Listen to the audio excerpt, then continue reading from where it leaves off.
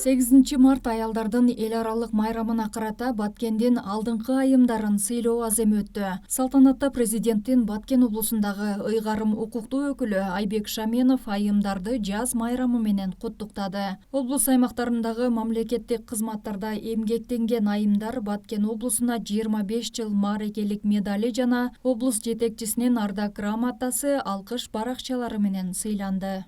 Бүгін Баткен облысында өзгөчө майрам болуп, бардык Баткен облусуна эмгеги сиңген айымдарды куттуктады. Ошонун катарында мени дагы бүгүн Баткен облусунун түзүлгөндүгүнүн 25 жылдыгына арналган өзгөчө медаль менен куттуктап жатат. Ушул жалпы Баткен облусундагы айымдарды кирип келген аялдардын эл аралык майрамы менен куттуктаймын. Дайыма элибизде, жерибизде, мамлекетибизде тынчтык болсун. Бул айымдар облустун деги эле өлкөнүн социалдык экономикалык өнүгүүсүнө кошкон зор салымы, коомдук иштерге активдүү катышкандыгы жана кызматтык милдеттерин мыкты аткарып жетишкен ийгиликтеринин акыбетин көрүүдө. Анткени аялдар мээримдүү эне, камкор жар болуу менен катар коомдук турмуштун бардык тармактарында кызматын өтөп келишет.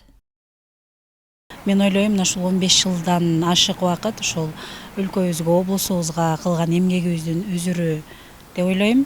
Мен үчүн бул сыймык, толкунданып турам.